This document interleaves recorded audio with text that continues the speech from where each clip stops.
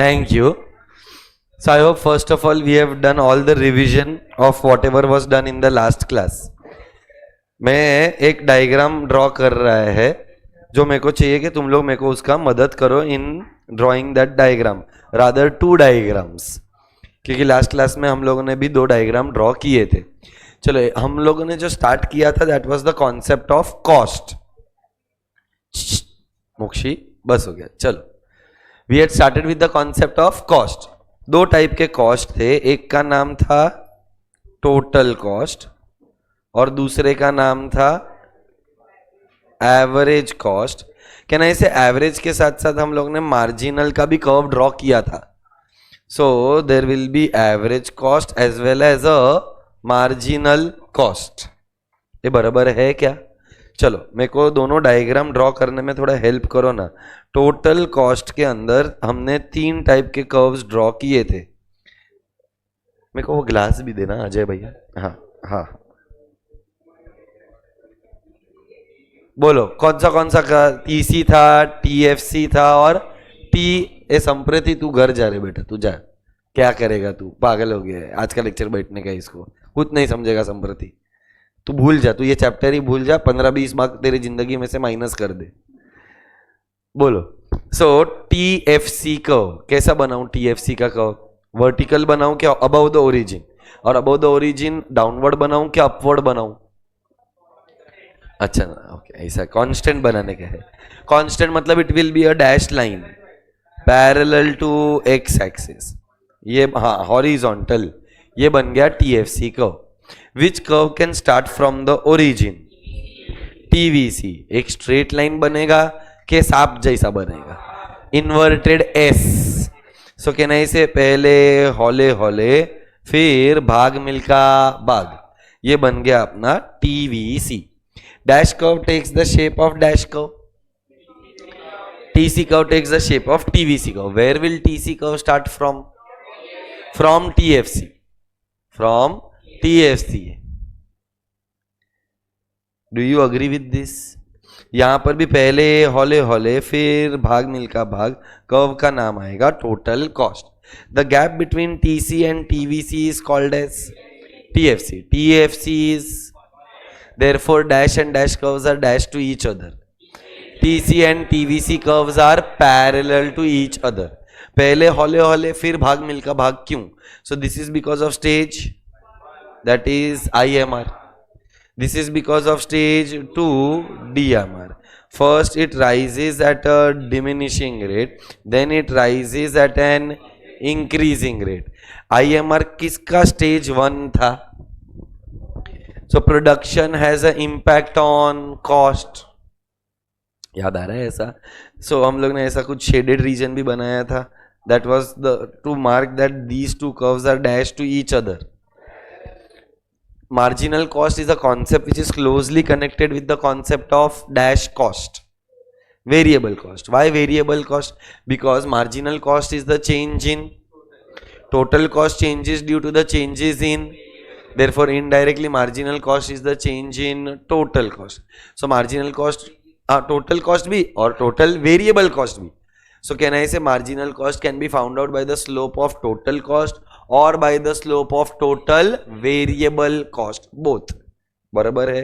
Dash curve can never be U-shaped curve. Average fixed cost curve. So can I say AFC curve is a dash sloping curve? Can it touch the axis? Because if it touches the axis, it would mean that AFC is, if AFC is 0, it would mean that TFC is, and TFC cannot be 0. Dash curves are U-shaped curves. AVC, can I say ये AVC का minimum point? Then it rises. मतलब कौन सा shape हो गया ये? फिर आया AC कर्व. दोनों का मिनिमम पॉइंट सेम जगह पर है क्या आगे पीछे है? आगे पीछे क्यों है? हाँ, करेक्ट. AC हमेशा AVC से ज्यादा होता है. परफेक्ट बोला तू. किसके वजह से ज्यादा होता है? इसका मतलब कहना है से वजह ही से AFC. बराबर है. फिर dash curve cuts the dash curve from dash at its dash point. MC curve cuts the AC curve from below at the minimum point of AC curve. ये बराबर है क्या? ये तरीके से अपन ने डायग्राम लास्ट क्लास में भी बनाया था. अब यहां पर भी कुछ सवाल पूछे थे जो लिखना बाकी है, पढ़कर हो गया है. बोलो, the gap between AC and AVC is dash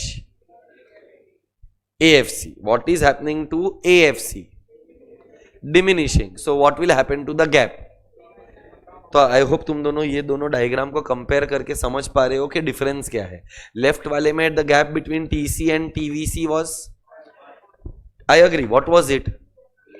it was constant. It was TFC was constant, therefore TC and TVC are dash to each other. But दूसरे वाले डायग्राम में the gap between AC and AVC is AFC. What is happening to AFC? AFC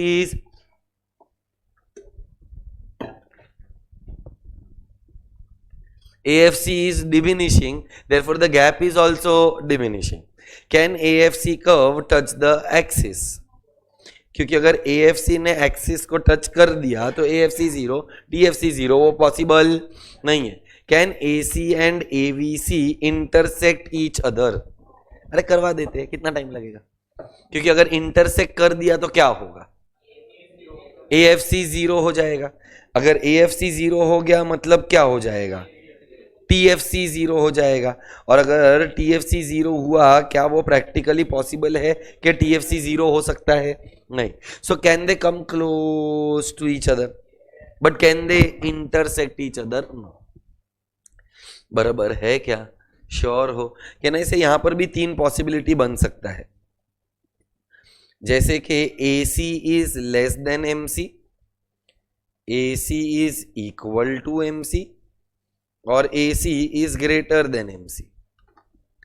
ऐसा ही तीन possibility मैंने AP और MP में कराया था. तो बताओ, AC is less than MC का मतलब क्या? वेरी गुड, परफेक्ट बोली तू. अभी थोड़ा सा उसको अपन बिल्ड करते हैं. अपन ने जब AP MP का रिलेशनशिप बनाया था तभी क्या क्या बोला था वो सोच, वही यहां पर इंप्लीकेट कर, डायग्राम में देख और जवाब दे. When AC is less than MC, AC falls, MC will also fall, but MC falls at a, therefore MC curve is completely below. Do you agree कि ये वाला जो कर्व है ये यहां पर MC का फॉल हुआ,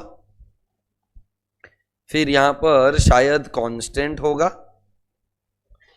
और फिर यहां पर शायद राइज हुआ. ये हाँ बोलो, ये जो मैंने तीनों कलर बनाया है वो कौन से कर्व पर बनाया है? और कहना से at this point AC is falling. Diagram में देखो तो रियलाइज होएगा.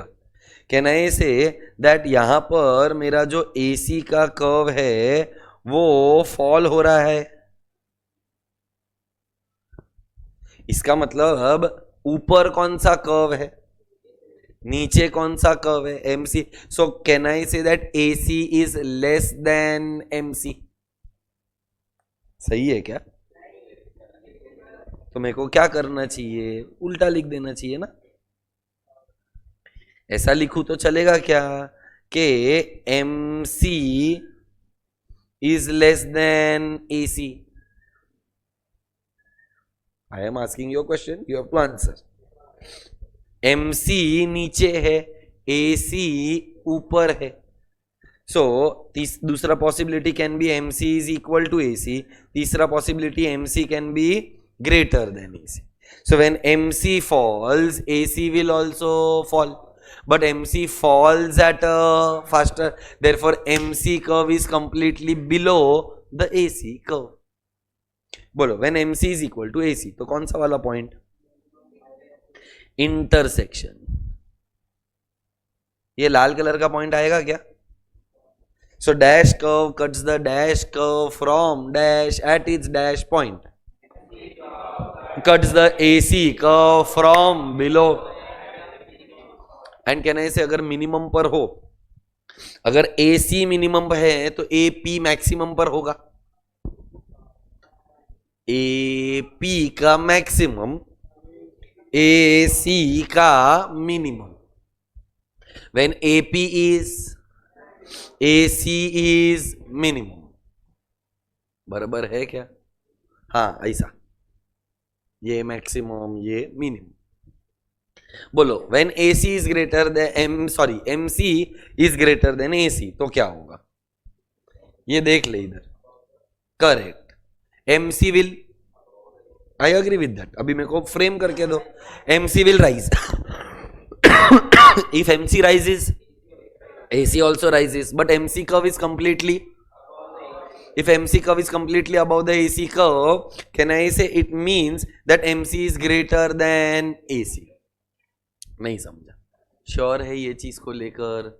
एक सवाल है जो मेरे को लगता है कि तुम लोग गलत जवाब देगा अगर ऑब्जर्व नहीं करोगे तो. व्हाट हैपेंस, ऑब्जर्व करना फिर ही जवाब देना. दिल में जो तुरंत जवाब निकलेगा वो गलत निकलेगा. What happens to MC curve when AC curve is falling? It can fall, it may remain constant or it may, but one thing is certain, it falls. गलत है ना. certain किधर है? fall भी हो रहा है, constant भी है, rise भी हो रहा है. that MC is below AC के AC is below MC. So when AC curve falls, MC curve may fall, remain constant or rise, but one thing is certain that it will certainly be below the AC curve. नहीं समझा? दो सवाल जो मुझे लगता है कि तुमको जवाब आना चाहिए पर तुम्हारे पास जवाब होगा नहीं. AC कर्व राइज हो रहा है कि फॉल हो रहा है? पहले can you give me a reason कि AC कर्व फॉल क्यों हो रहा है?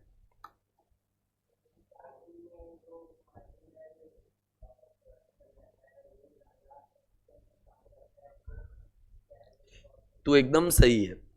तो तूने मेरे को बोला स्टार्टिंग में मार्जिनल प्रोडक्ट क्या होता है?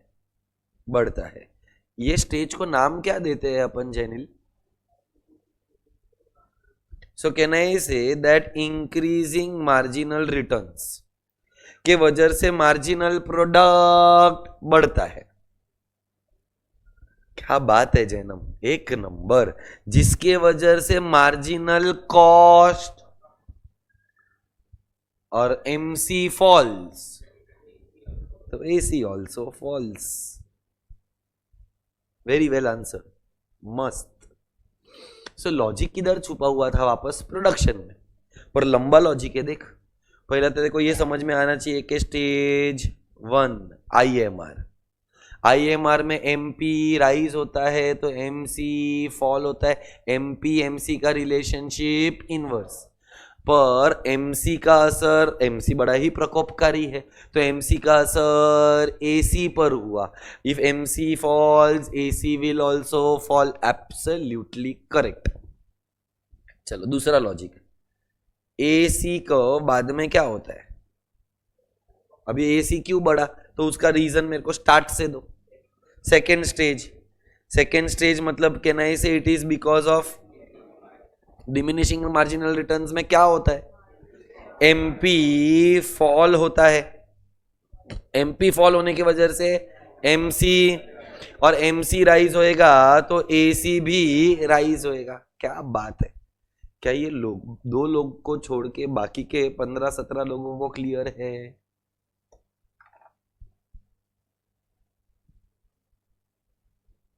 मोक्षी पक्का. सो लंबा लॉजिक है but I hope you have understood. So can I से यहां पर हम क्या लिखेंगे? This is because of stage 1 IMR, this is because of stage 2 DMR. बराबर है. क्लियर हो? Did you draw the diagrams at home? Table किया? जो एक पेज छोड़ा था टेबल और डायग्राम के लिए लग नहीं रहे मेरे को, लोगों ने किया. ये वाला डायग्राम, यही वाला बोल रहा हूं. Are you done with this? ये वाला तो मैंने मना किया था करने के लिए, ना ही मैंने फोटो दिया था. So I think I had told you to draw the table and the diagram and MCQs का सोल्यूशन जो मैंने लिखा रहेगा वो किया है. आ जाओ नोट्स पर लिखते अपना शुरू करते हैं अभी। आप लोगों ने ऑलरेडी हेडिंग दिया रहेगा average cost and total cost, marginal cost. अगर मार्जिनल कॉस्ट नहीं लिखा रहेगा तो बेटा मार्जिनल कॉस्ट लिख देना।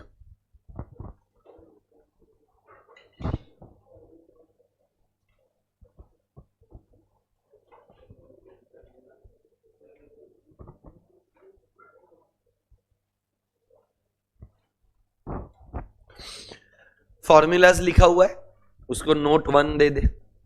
नोट 2 लिखो, AFC curve is a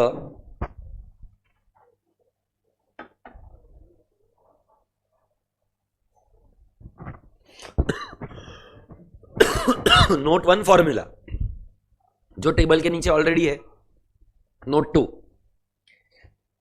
AFC curve is a dash sloping curve, लिख दो, downward sloping rectangular hyperbola curve.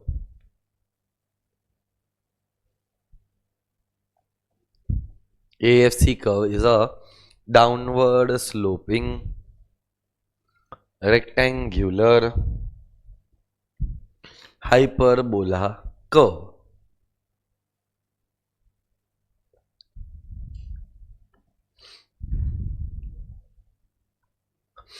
Dash, dash and dash curves are dash shaped curves. Dash, dash and dash. AC, AVC and MC are dash shaped curves. मैं कुछ नया नहीं बोल रहा, जो मैं पढ़ाया है वही लिखवा रहा है। AC आस्था लिख, AC, AVC and MC curve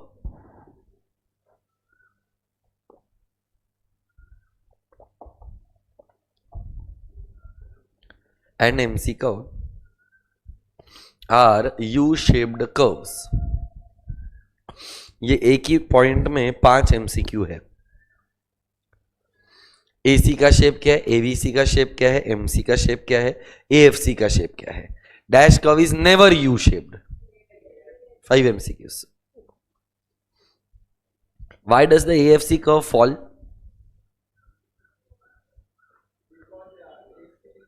AFC गिरता क्यों है?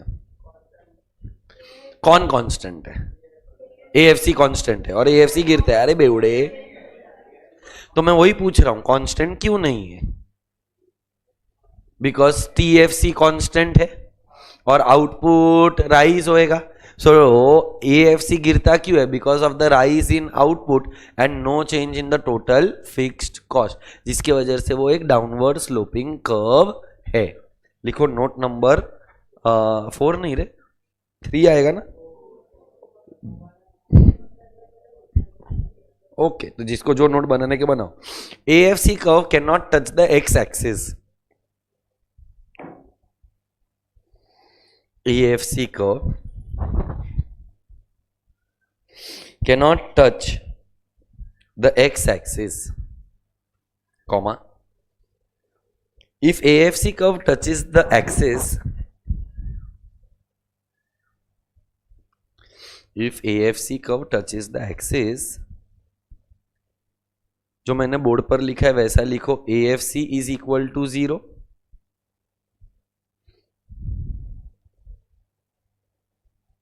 comma TFC is equal to 0, which is possible?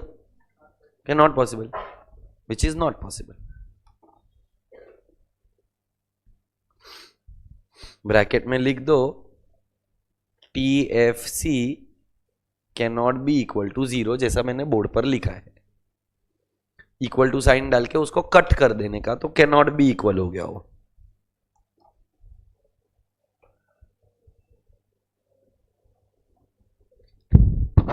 Done है। बोलो बेटा what is the gap between AC and AVC? AFC लिख। नेक्स्ट नोट, हाँ बेटा विशाल बस करो। AC sorry, the gap between AC and AVC curve is AFC.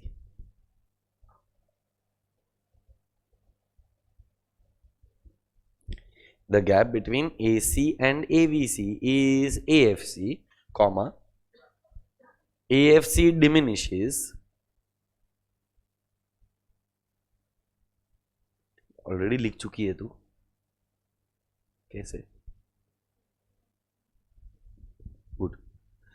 सो मैंने क्या लिखा है? The gap between AC and AVC is AFC, comma, AFC is diminishing, therefore the gap between AC and AVC also diminishes. Therefore the gap between AC and AVC also diminishes. सब clear है? Recorded lecture से सब समझ में आया है? चलो next. क्या AC और AVC के बीच में इंटरसेक्शन पॉसिबल है? Next note. AC and AVC curves cannot intersect each other.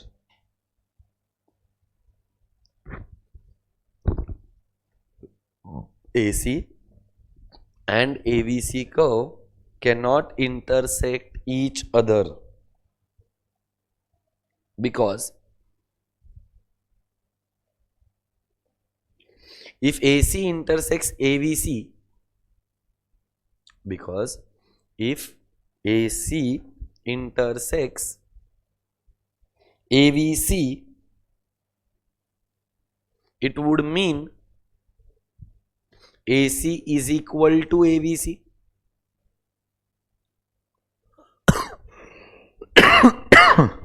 Comma, अगर ऐसा हो गया AC इक्वल टू AVC, इसका मतलब AFC is 0, comma, AFC is equal to 0, comma, TFC is equal to 0,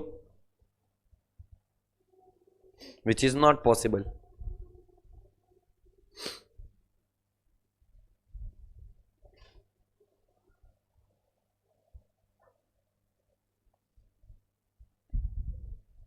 next note. अच्छा, intersect नहीं कर सकते ये बात तो मान लिया, पर क्या हो सकता है? They can come close to each other. So next note will be AC and AVC curves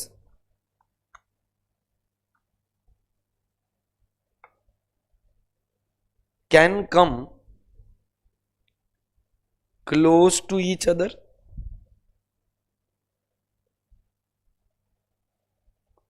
or approach each other.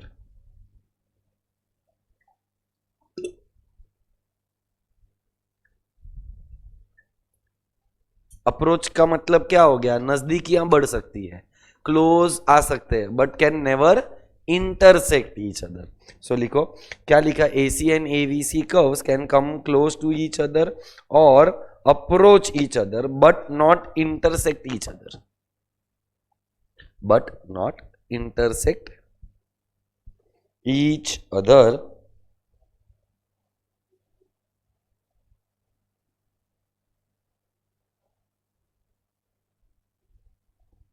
next point. The minimum point of AVC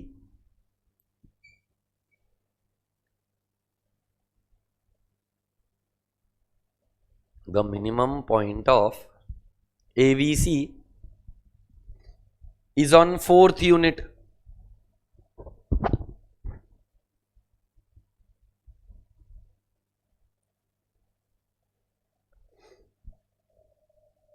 अगर याद रहेगा, हमने एक टेबल बनाया था, वो टेबल के अंदर मिनिमम पॉइंट 15 रुपयों पर था, और वो 15 रुपया कौन से यूनिट पर था? 4th unit. That is in the table. So the minimum point of AVC curve is on the 4th unit, comma, and the minimum point of AC is on 5th unit.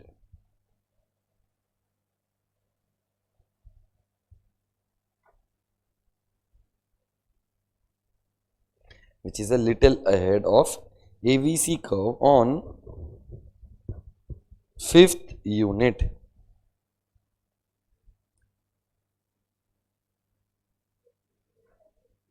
Which is a little ahead on the 5th unit. Which is a little ahead on 5th unit.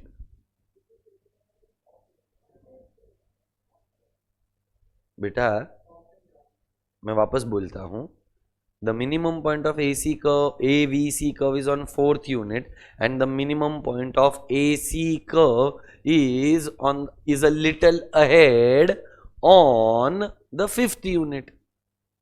एक का minimum point चौथे पर है, एक का minimum point पांचवे पर है.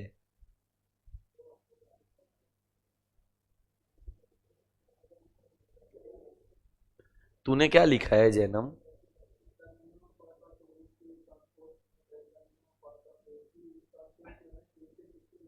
अच्छा, विच इज लिटिल अहेड हो, मैंने ऑलरेडी फिफ्थ यूनिट बोला था. हाँ, तो वो आगे मैंने 2 बार बोल दिया एक ही चीज. सो एक बार कट कर दो कोई भी. तूने जो लिखा है लास्ट वाला जो पार्ट है उसको कर, क्योंकि तू देखेगा which is a little ahead on fifth unit. वापस 2 बार हो गया ना. The minimum point of AC curve is on the fourth unit. The minimum point of AC curve is on fifth unit, which is a little ahead of AVC. ऐसा लिख दो, which is a little ahead of AVC.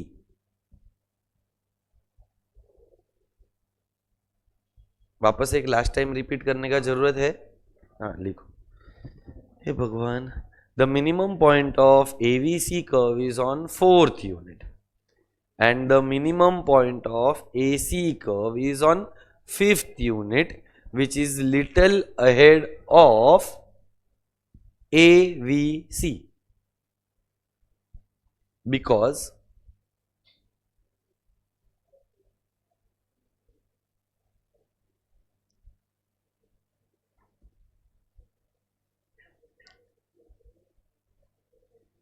AC is greater than AVC, because AC greater than का sign डालने का बेटा. AC greater than AVC, और bracket में लिखो AC is equal to AVC plus AFC. AC is equal to AVC plus AFC. इसका मतलब AC आगे किसकी वजह से है? वेरिएबल कॉस्ट की वजह से है कि AFC की वजह से है? AFC को बॉक्स में डाल दे.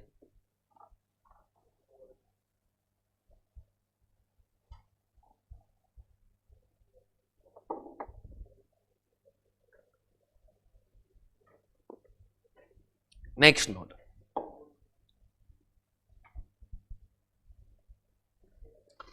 When MC less than sign AC,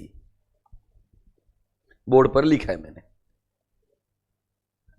note तेरे को मालूम, तुम लोग कौन सा बना रहे हो. When MC is less than AC, comma करके लिखो. अभी MC लेस देन AC है, मतलब MC will fall. If MC falls, AC also falls, but MC falls at a, therefore MC curve is completely, so लिखो MC falls, AC falls.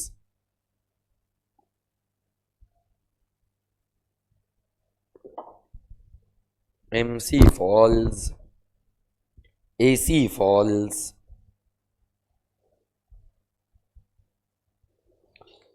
But MC falls at a faster rate. But MC falls at a faster rate. Therefore, MC curve lies completely below the AC curve. Therefore, MC curve lies completely below the AC curve. Next note. What happens to MC curve? What happens to MC curve when AC curve falls?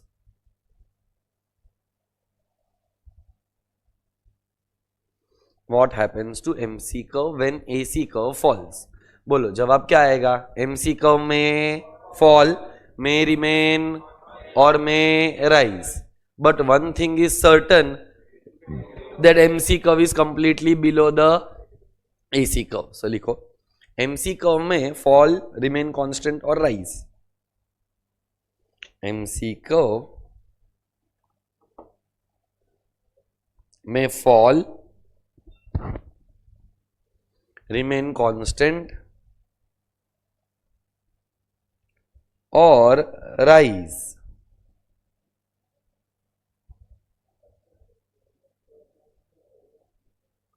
But one thing is certain,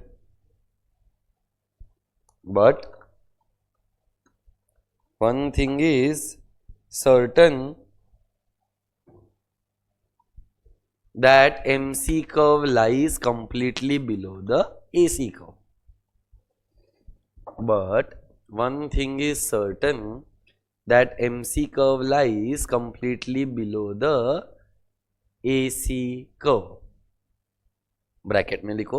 अच्छा बेटा, MC curve lies completely below the AC curve, मतलब MC is greater than AC, MC is equal to AC कि MC is less than AC.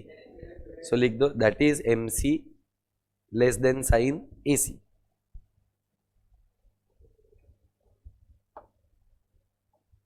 Next, अभी एक हो गया less than वाला, तो नेक्स्ट क्या आएगा? MC इज इक्वल टू वाला. लिखो when MC is equal to AC.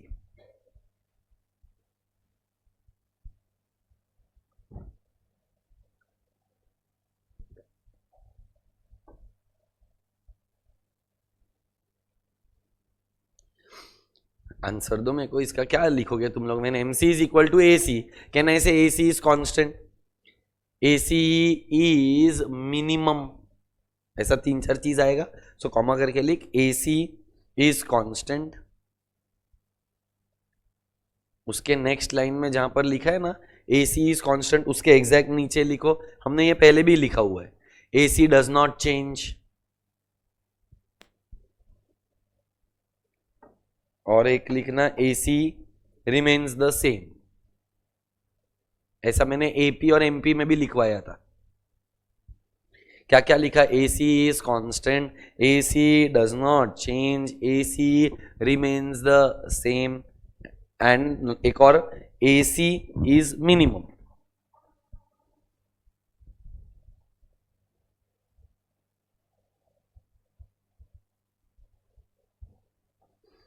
Next line में same note. Therefore when MC is equal to AC,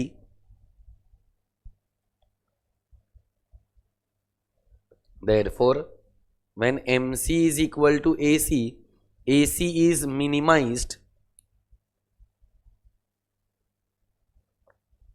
Therefore when MC is equal to AC, AC is minimized. और बेटा ये point को हम क्या बोलते हैं? Are we working at efficiency कि we are not working at efficiency? अगर आपका एवरेज कॉस्ट मिनिमम हुआ तो एफिशिएंट है. किस में एफिशिएंसी आया? वेरी गुड पॉइंट यार, प्रोडक्शन में एफिशिएंसी आया, तो पॉइंट का नाम क्या बन गया? Productive efficiency. And therefore this point is called as, and therefore this point is called as productive efficiency, and therefore this point is called as productive efficiency. ये बराबर है? श्योर हो? अभी नेक्स्ट वाला नोट क्या आएगा वो तुम लोग बताओ. एक हो गया लेस देन, एक हो गया इक्वल टू, तो एक ग्रेटर देन. लिख third possibility. Next note, when MC is greater than AC.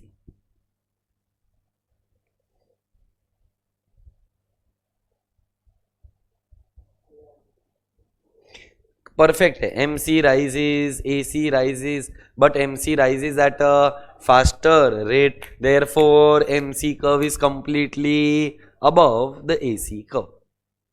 So लिखो MC rises, AC rises, but MC rises at a faster rate Therefore, MC curve is completely above the AC curve. Therefore, MC curve is completely above the AC curve. फिर मेरा favourite note, dash curve cuts the dash curve from dash at its dash point. कौन सा curve ने किसको cut किया है? MC curve cuts the AC curve from below. At the below है तो मिनिमम पॉइंट, अबव से होता तो एट द, वो MPAP में था. लिख दो next note.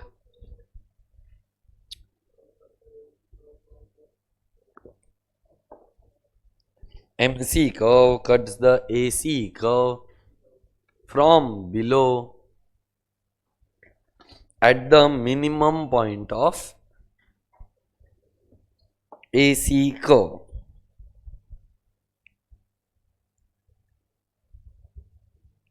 MC curve cuts the AC curve from below at the minimum point of AC curve. फिर बेटा why does the AC curve first fall? AC curve पहले फॉल हुआ, MP राइजेस, मतलब किसके वजह से हुआ? शॉर्ट में IMR. सो लिख next note. AC curve falls because of stage 1 of production, bracket में IMR.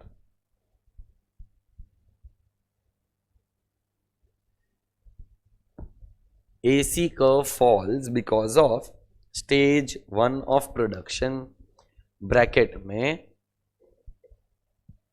IMR. और ये जो मैंने बॉक्स में डाला है वो तुम लोग भी ब्रैकेट में बनाकर लिख डालो. सो IMR में होता क्या है? क्या IMR में MP राइज होता है? हाँ, क्या IMR के अंदर MP राइज होएगा? MP का वजह से MC फॉल होएगा, MC के वजह से AC भी फॉल हो रहा है. तो देख तेरा जो क्वेश्चन लिखा है उसका आंसर के साथ ये मैच हो जाएगा. सो ब्रैकेट में ये लिख दे, IMR MP rises, comma MC falls, comma AC falls. So this gives you the reason why the AC curve false.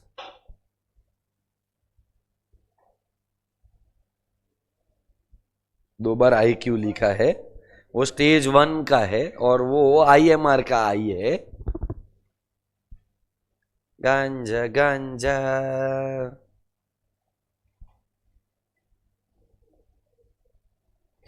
अभी नेक्स्ट नोट क्या आएगा तू ही बता दे. एक लिखवाया why AC curve falls, why AC curve rises. तो लिखो AC curve rises because of stage 2 of production, bracket में DMR. AC curve rises because of stage 2 of production,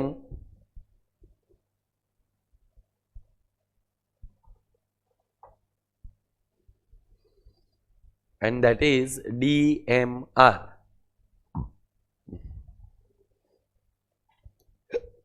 फिर वापस जो डब्बे में डाला है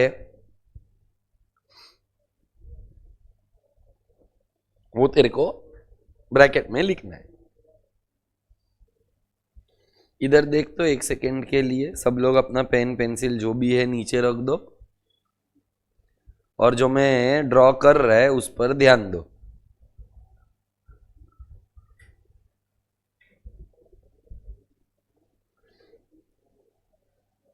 ये वाला कर्व कौन सा है? कैसे पता चला MP का है? क्योंकि नेगेटिव में गया. AP का कर्व भी ऐसा ही है बट वो नेगेटिव में जाएगा नहीं. सो कहना ऐसे ये मेरा MP का कर्व,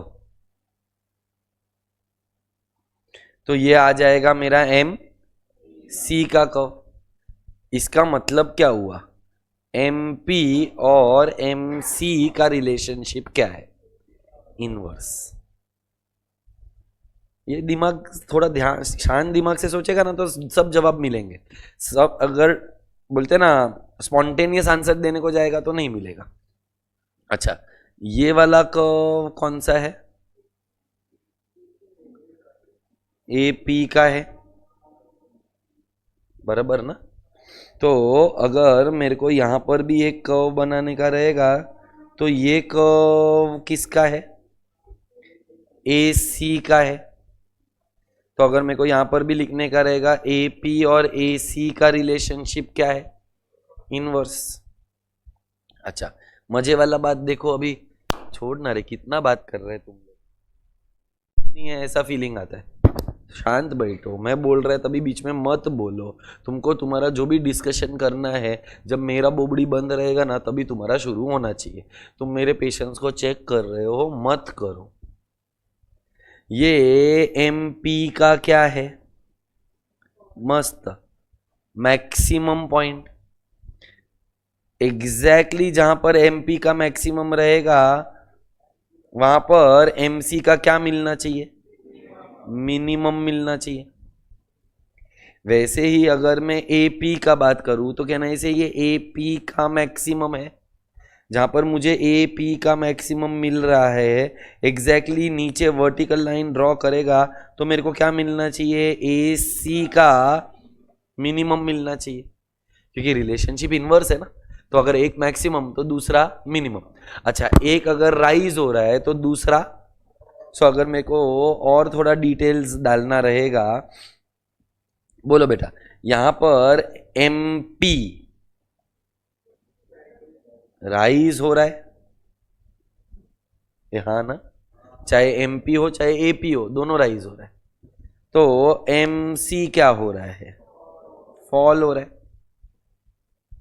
यहां पर एमपी क्या हो रहा है? फॉल हो रहा है। तो यहां पर एमसी क्या हो रहा है? राइज हो रहा है। अब अगर तू ऑब्जर्वेशन करेगा तो तेरे को रियलाइज होएगा कि हमने यहां पर लिखा था M P is greater than AP.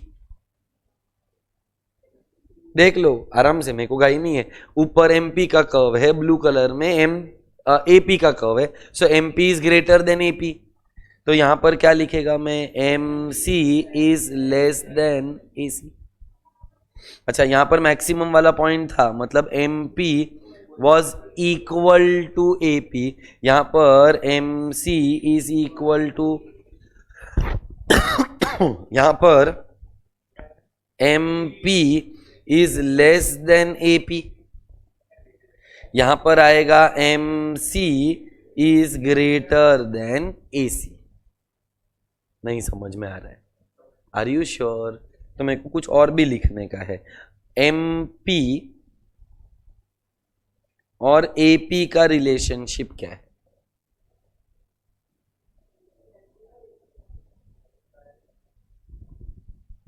देखो और बराबर है तेरा आंसर। एमपी राइज तो AP will also. So relationship क्या आया? अच्छा, what is the relationship between M C and या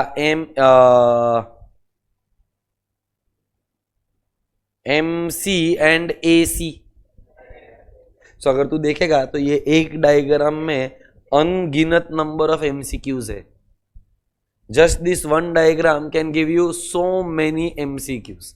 सो कैन आई से ये concept relationship between MP, MC, AP, AC, MP, AP, MC and AC. यहां पर relationship inverse, यहां पर भी रिलेशनशिप इनवर्स, यहां पर डायरेक्ट, यहां पर भी डायरेक्ट। क्लियर है ये वाला? तो पहले तो मेरे को चाहिए कि आप लोग इसका फोटोग्राफ ले लो, डायग्राम का। You will draw it at home. और मेरे को यकीन नहीं आ रहा है कि तुम लोग करते हो कि नहीं करते हो, तो वापस टैग मी ऑन व्हाट्सएप या जस्ट व्हाट्सएप पर एक फोटोग्राफ इज रिक्वायर्ड। जैसे ये डायग्राम ड्रॉ करके हो जाएगा, आज के दिन में ही मेरे को इसका डायग्राम मिलना चाहिए। ये सब तो लिख चुका ना तू ऑलरेडी, तो वापस क्या करेगा? उसका डायग्राम का फोटो। ये डन। ये आपका नेक्स्ट नोट, ये भी फोटो ले लो। अभी फिलहाल ड्रॉ करने के लिए नहीं दे रहा हूं। I want you to draw it at home. बोलिए madam. Correct. MP rise is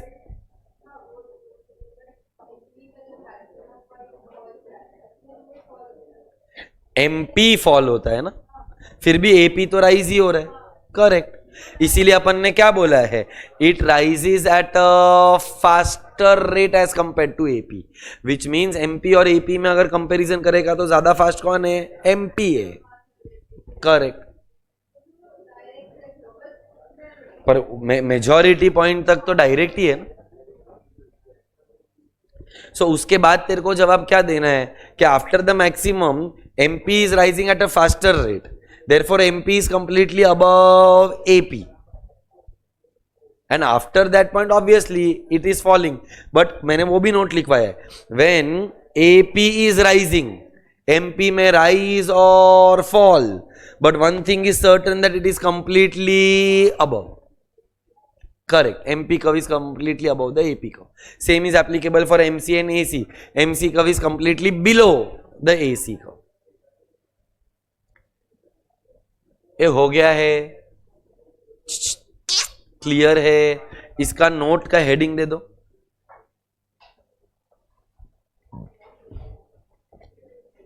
क्योंकि ये जगह छोड़ना पड़ेगा ना इसके लिए. रिलेशनशिप बिटवीन,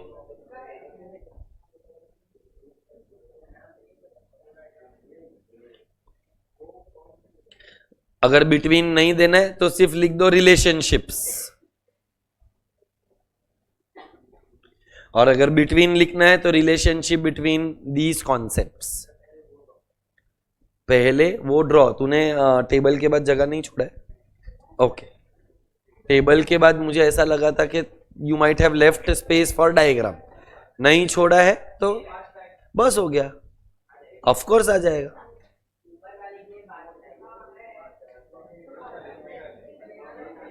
देख, टेबल के बाद अगर डायग्राम बनाएगा और उसके बाद अगर तू नोट्स पढ़ेगा तो दिमाग में कुछ बैठेगा.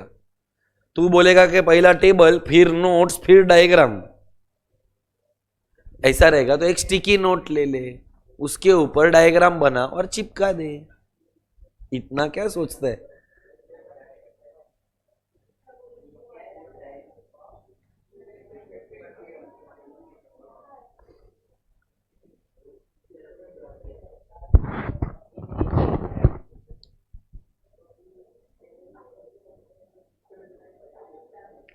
इसके लिए तो एंड में छोड़ना है तेरे को जगह, फिर आधा पेज छोड़ दे इसके लिए.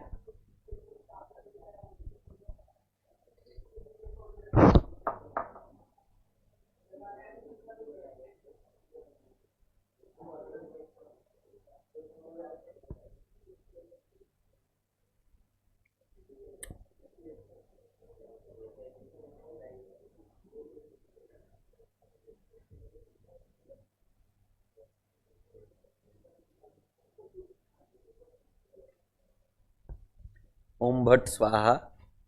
I am giving you MCQs to solve. Start solving the MCQs.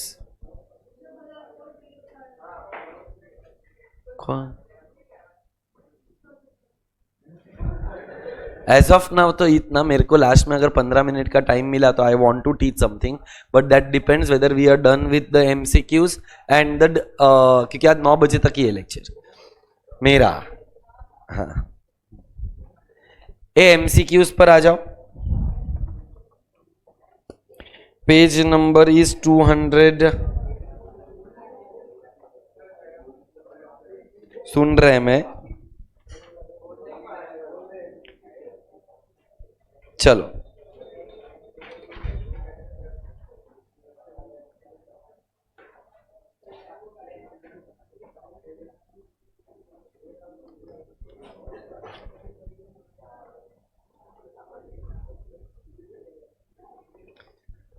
Solve question number 57.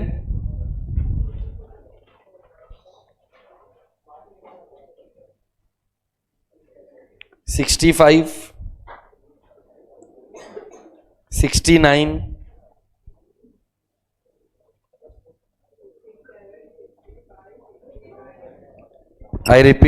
57, 65, 69,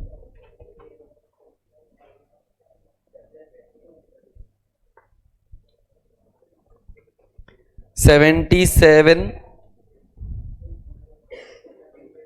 78, 79, 80, 84, 80। मैं बोल रहा है, लोग रिपीट मत करो एक बार में, आई थिंक सब लोगों को समझ में आता है। तुम बोल रहे हो, कंफ्यूज हो रहे हैं लोग। 84, 85, 86, 87, 88, 89, 90, 91, 92, 93, 94, 90,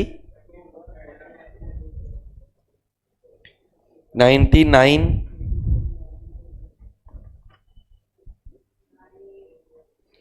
103,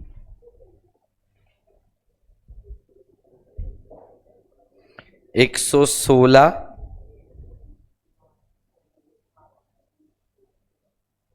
118 और 121।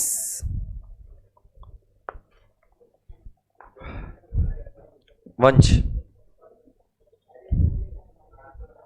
डॉट किया है मैंने।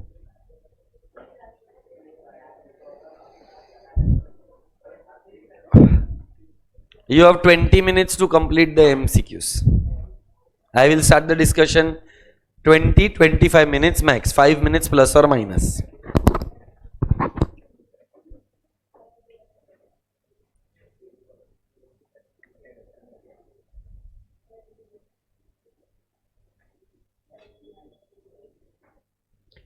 एक बार में मैं बोलता और तभी सुन लेता तो तुम्हारा बाप का क्या जाता।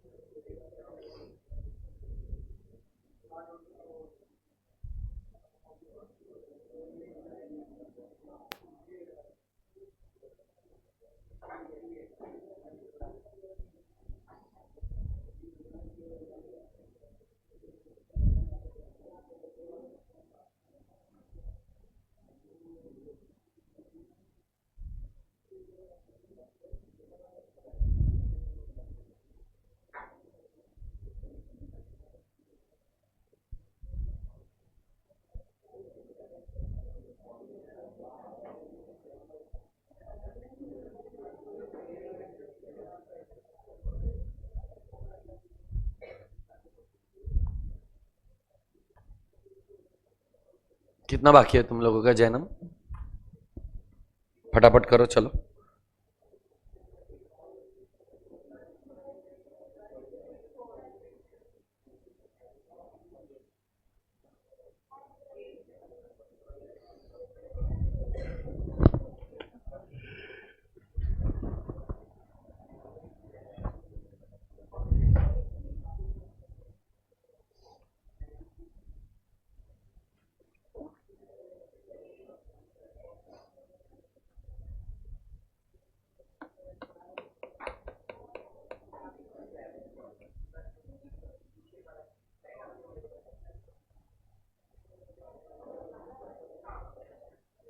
ये तेरे को खुद से बनाने को आना चाहिए, एग्जाम में थोड़ी ना वो लोग देंगे।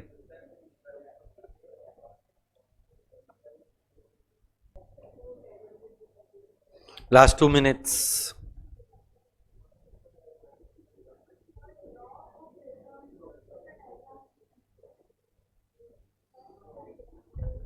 IRTS, CRTS तीनों को मर्ज कर देंगे तो एक डायग्राम हो जाएगा। तो पहला गैप कम होएगा, फिर नेक्स्ट 3 में गैप कांस्टेंट रहेगा, फिर नेक्स्ट 3 में गैप बढ़ेगा, एक पूरा डायग्राम बनेगा। बड़े सच बनाने का जरूरत नहीं है।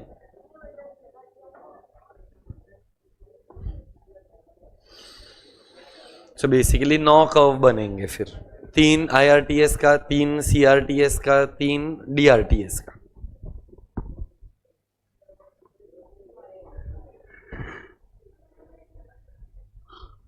देवंश चलो I will start the discussion. मेरे को एक कॉन्सेप्ट पढ़ाना है, थोड़ा जल्दी करो।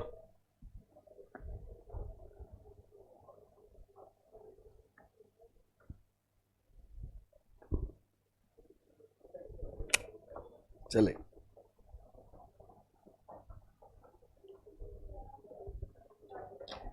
मार्क करके रख, मैं डिस्कस करेगा तभी बात करते। Okay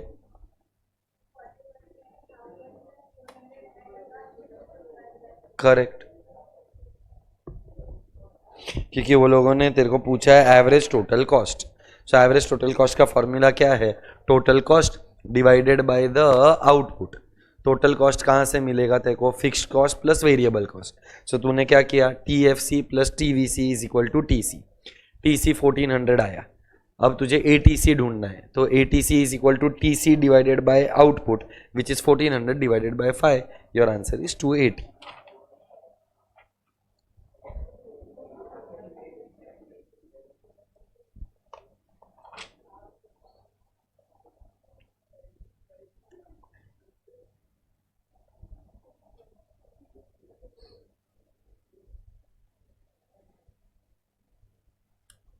done Mokshi? चलो, so we have to start with question number, बोलो 37 में 37 के 40। ओके बोलो 57 का answer. Wages is a variable cost, correct. 65 क्या पूछा है? ट्रू स्टेटमेंट के फॉल्स, और इसमें गलत क्या है? लॉन्ग रन में फिक्स्ड कॉस्ट बोलते हैं, लॉन्ग रन में all the cost are, because all the factors of production are variable. B is the right answer. 69 marginal cost are below average total cost, मतलब MC is less than AC। क्या बोला है? Marginal cost are below average cost, मतलब MC AC से कम है। अगर MC AC से कम है, इसका मतलब MC AC दोनों फॉल हो रहे, so AC total cost are falling, B is the correct answer. आया है? श्योर हो रुद्रा? चल नेक्स्ट क्वेश्चन नंबर बोलो 77। डी दारूडिया आया है सबको। Economic cost at the opportunity मतलब इम्प्लिसिट कॉस्ट, जबकि अकाउंटिंग कॉस्ट में इम्प्लिसिट इंक्लूडेड होता, सो डी अगर आपका आंसर है तो करेक्ट है। बट मुझे नहीं लगता है हर किसी को आंसर आया रहेगा, कोई है जिसको नहीं आया है और समझाना है, तो ये मैं क्यों पूछ रहा हूं, बोलने का ना, नहीं आया मैंने तो पूछा सबको। सो इकोनॉमिक कॉस्ट और अकाउंटिंग कॉस्ट, अकाउंटिंग का मतलब क्या होता है सौम्या? एक्सप्लिसिट। इकोनॉमिक का मतलब क्या होता है? एक्सप्लिसिट और इम्प्लिसिट। तो दोनों में फर्क किसका है? इम्प्लिसिट। इम्प्लिसिट का दूसरा नाम क्या है? So economic cost adds the opportunity cost which accounting cost does not include. So आपका आंसर आएगा डी। मोक्षी चलो क्वेश्चन नंबर 78 का आंसर डी दारूडिया। पक्का? कोई है जिसका नहीं आया है?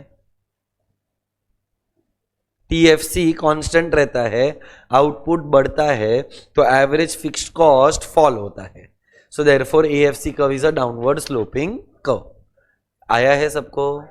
चलो next question number 79 correct. Next question number 80 किसी का गलत गया है? मोनिल, आस्था,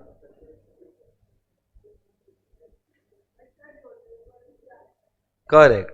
टोटल कॉस्ट भी आ सकता है, सो दोनों में से अगर एक सिलेक्ट करने का रहेगा तो we are going ahead with variable cost because marginal cost is the change in the total cost. Total cost changes because of which cost? ICAI material gives the answer as C, which is your variable cost. किसी के पास है ICAI का material भी?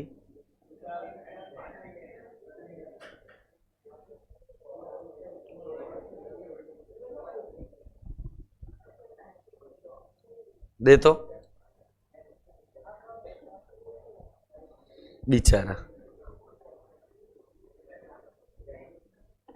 सो I agree with you कि पहले तो total cost है, but logic वो लोग ये देते हैं कि टोटल कॉस्ट किसकी वजह से बदला। सो टोटल कॉस्ट वेरिएबल से बदला, so A is equal to B, B is equal to C, therefore A is equal to C वाला लॉजिक है, but I will still check once.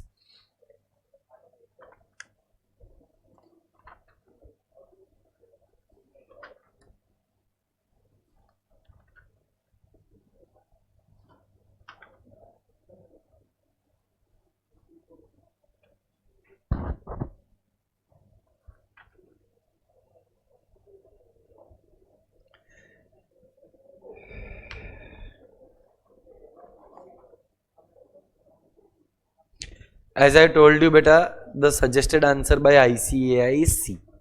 So we go ahead with whatever is their suggestion. And nothing wrong in answering variable cost also. क्योंकि marginal cost किसके वजह से change हो रहा है? Variable cost ना। तो थोड़ा लॉजिकली सोच, अगर टोटल कॉस्ट वेरिएबल से चेंज हो रहा है, इसका मतलब मार्जिनल भी किसके वजह से चेंज हो रहा है? वेरिएबल से ही चेंज हो रहा है ना। So the formula is change in total cost, but total cost changes due to the changes in variable cost. So practically speaking, C fits in. चलो next question number 8080 D Darudia. I think very simple MCQ. Question number 84. Because AFC cannot be 0, Bevda is the right answer.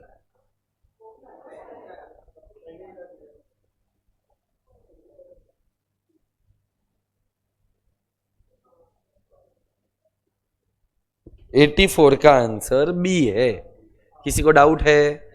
Next 85 marginal product is maximum, जब marginal वो maximum minimum वाला point. Next वाला 86 AFC diminishes as output increases. TFC अगर यही question TFC के बारे में होता तो TFC slopes down, option A which remains constant what ever is the level of output. So exam में ये दिमाग का बत्ती जलना चाहिए कि TFC AFC वो लोग कोई भी क्वेश्चन पूछ सकते हैं. नेक्स्ट 87, सिंपल है ये भी. Total cost minus variable cost, sorry total cost minus fixed cost is your variable cost. C is the right answer. Wrong है ये वाला. आदित्य कौन सा वाला रॉन्ग है?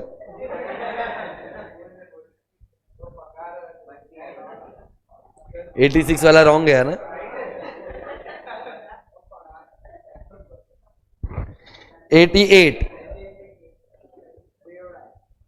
$88 everybody.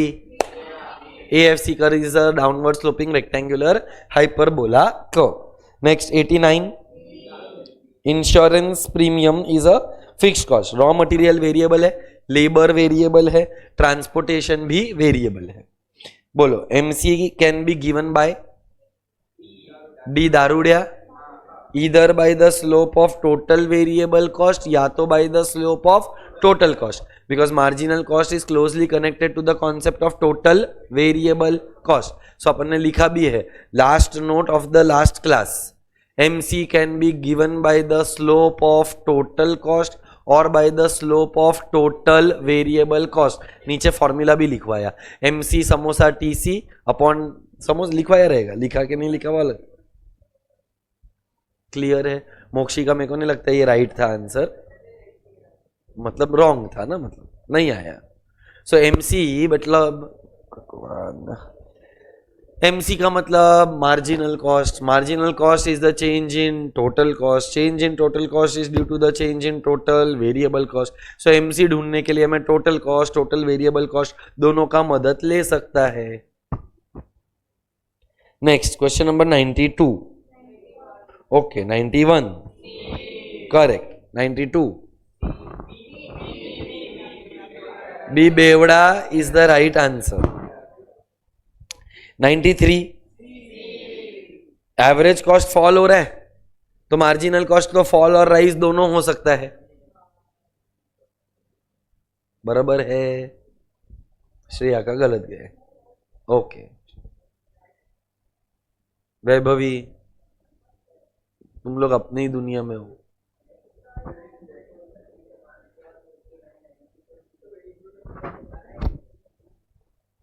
मैंने दिया है.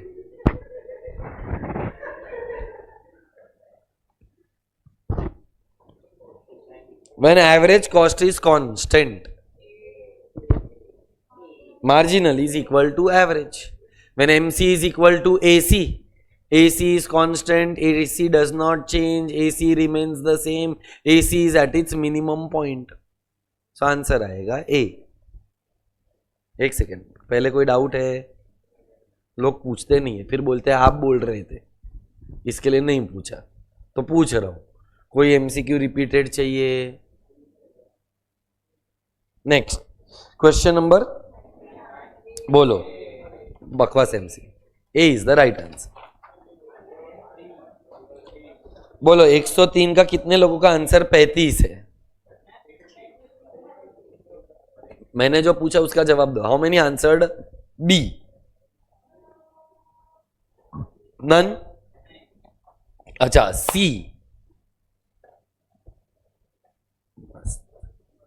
बहुत ही तेजस्वी लोग हो ऑब्वियसली. क्वेश्चन पढ़ रहे हैं कि मजाक कर रहे हैं मेरे को समझ में ही नहीं आ रहा है.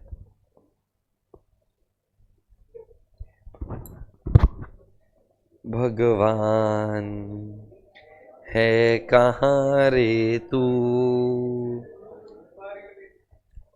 तो पर यूनिट का मतलब गांजा गांजा. तूने 30 को 10 से मल्टीप्लाई किया पर 5 को नहीं किया,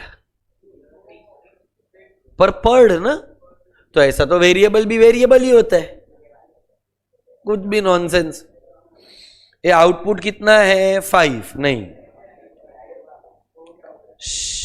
आउटपुट कितना है 10. पर यूनिट बोला है मतलब एवरेज होता है. इसका मतलब AVC 30 है, पर यूनिट फिक्स्ड कॉस्ट बोला है, इसका मतलब AFC होता है।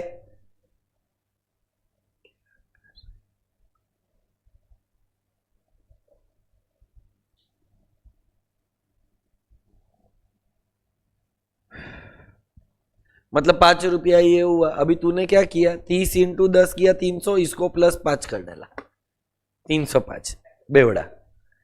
अबे इसीलिए बोलता हूं लिख कर किया करो, जो तुमको करना ही नहीं होता है, ओरली करना होता है। अब पूछा क्या है क्वेश्चन के अंदर, सो टोटल कॉस्ट का फॉर्मूला क्या है, total cost is equal to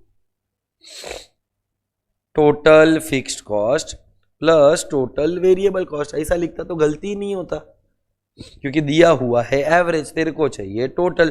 तो TFC के लिए फॉर्मूला क्या आएगा, TFC is equal to AFC into Q, TVC is equal to AVC into Q. ये दोनों को अगर किया AVFC तो 5 इंटू 10, ये 30 इंटू 10, तो तेरा को मिल गया तेरा answer TC is equal to 50 plus 300 which is equal to 350।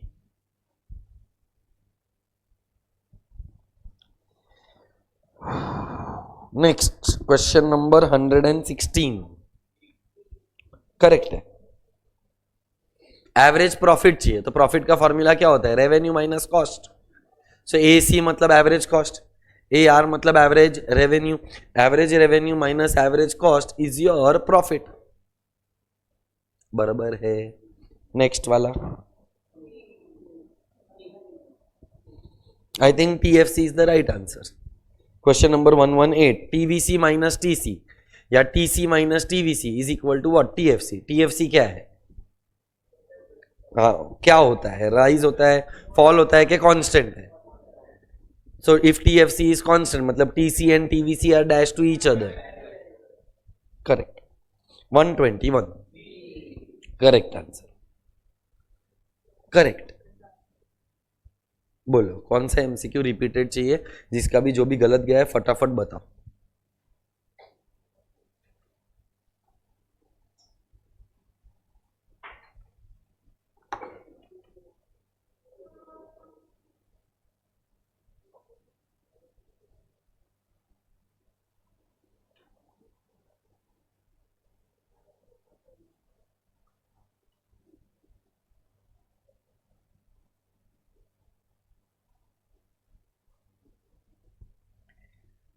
Do you want me to repeat any of the MCQ?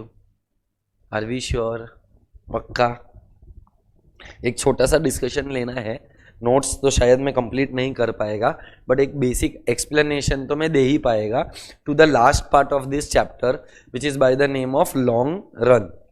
अच्छा, लॉन्ग रन के अंदर बेटा all the factors of production are variable. क्या ना, ऐसे लॉन्ग रन में भी दो टाइप का कॉस्ट आएगा, एक का नाम टोटल कॉस्ट और एक का नाम एवरेज कॉस्ट। अब टोटल कॉस्ट में लॉन्ग रन में can I say can total cost be zero in the long run, why? क्योंकि फिक्स्ड है ही नहीं, मतलब जो भी कॉस्ट है वो वेरिएबल है। मतलब कैन आई से जो मेरा टोटल कॉस्ट कर्व रहेगा वो जीरो से स्टार्ट हो सकता है, और जैसे जैसे आउटपुट बढ़ेगा ये भी बढ़ेगा, मतलब कर्व डाउनवर्ड आएगा क्या अपवर्ड आएगा। तो मेरा total cost curve is equal to total variable cost curve, because there are no fixed costs, because all the factors of production are variable, costs are also variable। हो गया। तू सोच, अपन ने जब शॉर्ट रन पढ़ा था तभी कितना मगजमारी किया था। The gap between TC TVC is TFC, TFC is constant, therefore TC and TVC curves are parallel to each other।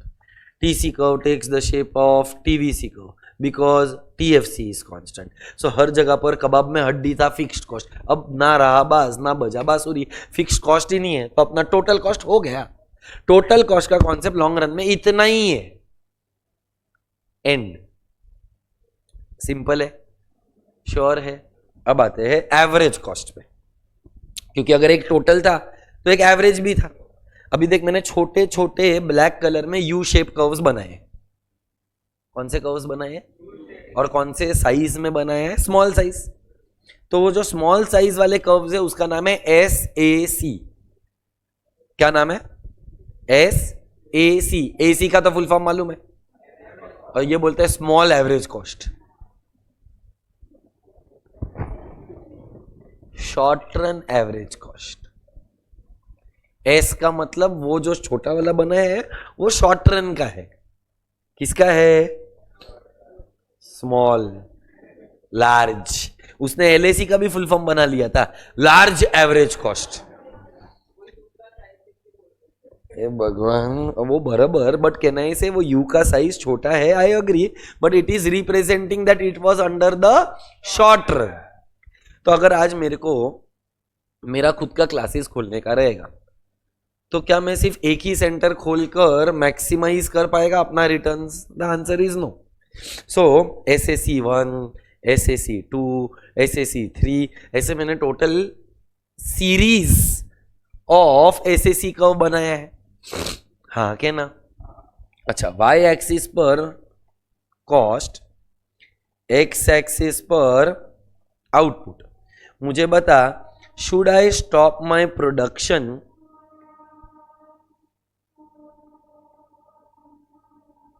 at cost C and output Q?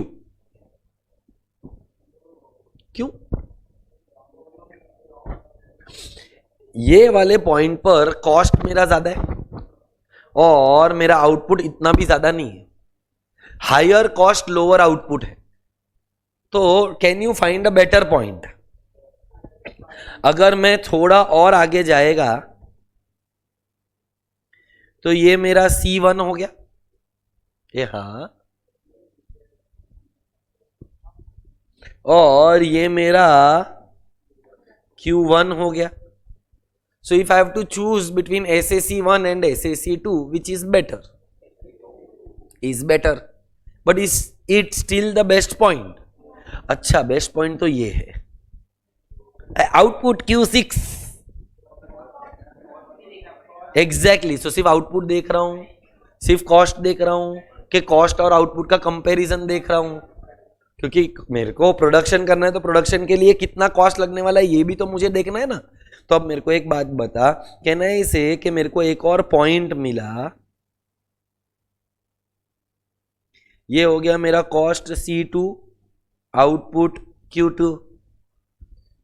कहना है इसे यहां पर भी अगर मैं प्रोड्यूस करेगा तो मेरे लिए यहां पर तो सेम ही है, कॉस्ट भी सेम है, आउटपुट सेम है, ये आउटपुट सेम है बोलते हैं, आउटपुट ज्यादा है। तो आप मुझे बताओ, मेरे पास ये डायग्राम के अंदर मल्टीपल पॉइंट्स है जहां पर मैं प्रोड्यूस कर सकता है। मैं प्रोड्यूस करने के लिए यहां पर भी कर सकता है, यहां पर भी कर सकता है, Q4 भी कर सकता है, Q5 भी कर सकता है, बट Q4 Q5 हम कंसीडर भी करेंगे कि नहीं करेंगे? क्यों नहीं करेंगे? क्योंकि कॉस्ट, अच्छा कौन सा कॉस्ट बढ़ रहा है मोक्सी, थोड़ा ध्यान से बोलना, कौन सा कॉस्ट बढ़ रहा है? एवरेज। कौन? क्योंकि ये कर्व कौन सा बनाया? LAC। कैसे बना LAC? कहना है इसे LAC is derive from a series of SAC। I repeat, LAC curve is derived from a series of, मैंने सब SAC को टच कर डाला, सारे ब्लैक कलर के कर्व्स को एक ब्लू कलर के कर्व के साथ कनेक्ट कर डाला। सो can I say that my LAC curve is derived from a series of SAC curves. जब मैंने सबको टच करके ये कर्व बनाया तो बन गया LAC। हाँ, अब मेरे पास 6 कर्व्स है, उसमें से मुझे कोई तो एक पॉइंट सिलेक्ट करना है। Why am I not selecting C and Q? Higher cost, lower output. So I will select a point where my costs are lesser and my output is greater. अच्छा, मैंने एक सवाल पूछा था, कौन सा कॉस्ट लिखा है? एवरेज का मतलब पर यूनिट। अब अगर मेरा पर यूनिट कॉस्ट ज्यादा रहेगा तो मेरा टोटल कॉस्ट भी ज्यादा रहेगा। तो मेरे को मेरा पर यूनिट कॉस्ट क्या चाहिए, इसीलिए I will select point C2 and output Q2 बनाऊं कि Q3 बनाऊं। कॉस्ट तो सेम है, पर मेरे को ऑब्वियस बात है ज्यादा आउटपुट मिल रहा है तो I will maximise it. So I will stop my production at a point where C2 Q3। I will not go to a point where there is Q4 and Q5. Why? Output तो बढ़ रहा है, कौन सा cost बढ़ रहा है, average मतलब पर यूनिट कॉस्ट बढ़ेगा तो मेरा टोटल कॉस्ट भी बढ़ जाएगा। नहीं समझा? श्योर हो? पक्की वाली बात है, 100% क्लियर है। अब मैं शर्त मार के बोलता है, अगर दिमाग नहीं लगाया ना तो गलत जवाब देगा। हिंट भी दे रहा हूं, ये हिंट है। वी आर इन द, ये हिंट था, मैं दे रहा है, मेरे को नहीं देना था पर मैंने फिर भी दिया है। मेरे को फिर भी यकीन है कि तुम गलत जवाब देगा। Why does the AC curve fall? ये देख, ये कर्व है, LAC कर्व है ना, बराबर ना। ऊपर वाला भी देख, कर्व ऐसा है, मैंने नीचे LAC कर्व वापस ऐसा बनाया। सवाल मेरा ये है, why does the AC curve fall?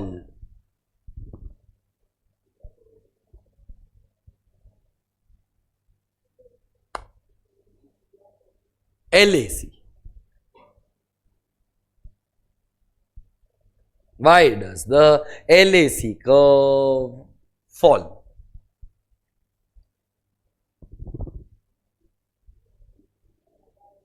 क्या हो गया? TC राइज हो रहा है तो AC फॉल हो रहा है। MC, मस्त, बोल क्या होएगा? MC, very good. Why does MC fall? Because MP rises, मस्त। And why does MP rise? IMR का full form, and increasing marginal returns we studied in the short run. I am in the long run, and the logic that you are giving me is of short. Hint देने के बाद भी गलत जवाब था, क्योंकि अभी ये रुद्रा का तो मेरे को और टेंशन आ रहा है। रुद्रा, अभी मैंने तेरे को आधा घंटा पहले पढ़ाया था AC कर्व फॉल्स, और उसका जवाब था IMR, MP, MC, AC, पर ये शॉर्ट रन था। ये भी गलत ही था उस कॉन्सेप्ट के लिए, बट एटलीस्ट कॉन्सेप्ट तो था। तेरा तो कॉन्सेप्ट ही अलग चल रहा है। ओके, गुड, अगर तेरा दिमाग वैसा चला। But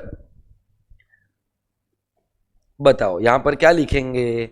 this is because of IR where economies are greater than diseconomies. बोल यहां पर क्या आएगा? Very good, very good. Can I say this is CRTS? CRTS का मतलब इकोनॉमीज आर इक्वल टू, ये ऊपर गया मतलब ये DRTS, economies are less than diseconomies. ये फॉलिंग पार्ट जो है उसको कौन सा स्लोप बोलते हैं? पॉजिटिव स्लोप बोलते हैं कि नेगेटिव स्लोप बोलते हैं? Negative slope. और राइजिंग पार्ट को? नेगेटिव का मतलब, नेगेटिव का मतलब नेगेटिव, नेगेटिव का मतलब डाउनवर्ड भी, और फॉलिंग पार्ट फॉल हो रहा है ना, और फॉल को तू डाउनवर्ड बोल सकती है। और पॉजिटिव स्लोप मतलब अपवर्ड या तो राइजिंग पार्ट। बराबर है? श्योर हो? ये LMC large marginal cost curve है, हाँ, long run marginal cost. LAC is long run, SAC is short run average cost, and LAC is long run average cost. LAC is derived from a series of, LAC curve SAC curve को intersect कर रहा है कि tangent है? So LAC curve is a tangent to all the SAC curves.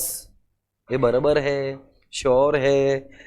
आखिरी सवाल आज के दिन का, नहीं आखिरी नहीं है, दो है। ये वाला कर्व का शेप कैसा दिख रहा है? ऑब्ट्यूस एंगल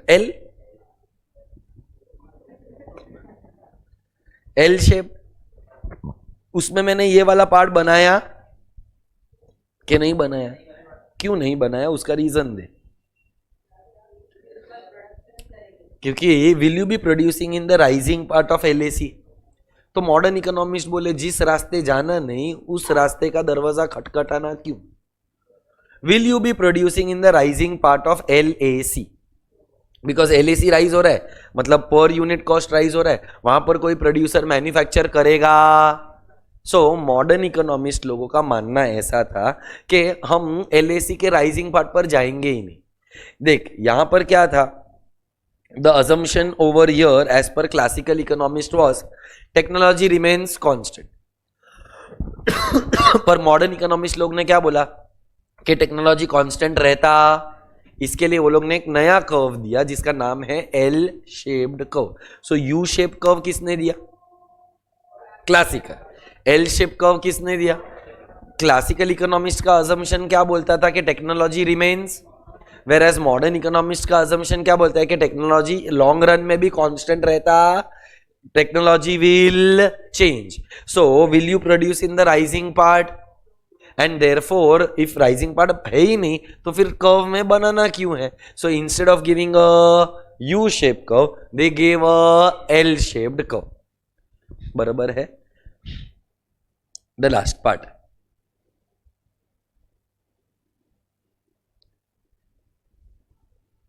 कौन सा कर्व है?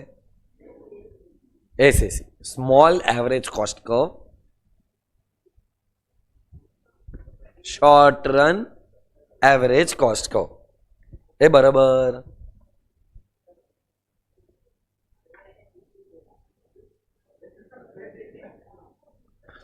ये वाला एलएसी, इस पर मैंने मार्क किया है एक पॉइंट क्यू।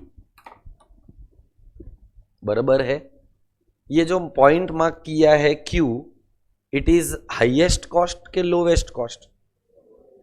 हाँ, अभी मैं कुछ बोल रहा है, मेरे को बताना कहां तक सही है कहां तक गलत है। जब भी तुमको लगे मैंने कुछ गलत बोला मेरे को बोलना कि ये गलत है। The short run average cost curve, मतलब कौन से कलर का कर्व? एसएसी। कौन से कलर का curve? Black. At the minimum point of long run average cost curve, at the minimum point of long run average cost curve। यहां तक बराबर है? वापस बोलता हूं, the short run average cost curve at the minimum point of long run average cost curve represents least cost, represents least cost। आस्था बोलती है ये गलत है। बोला आस्था, क्या गलत है?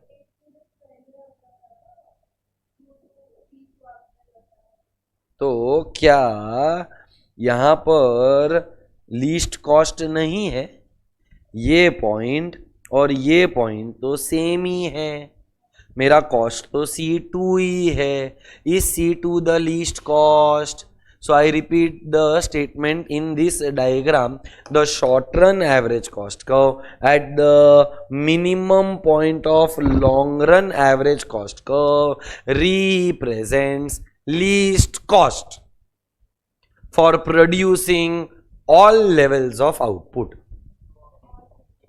बराबर तो है। अभी तक तो सब सही था। The short run average cost curve at the minimum point of long run average cost curve represents least cost, सब तो सही है।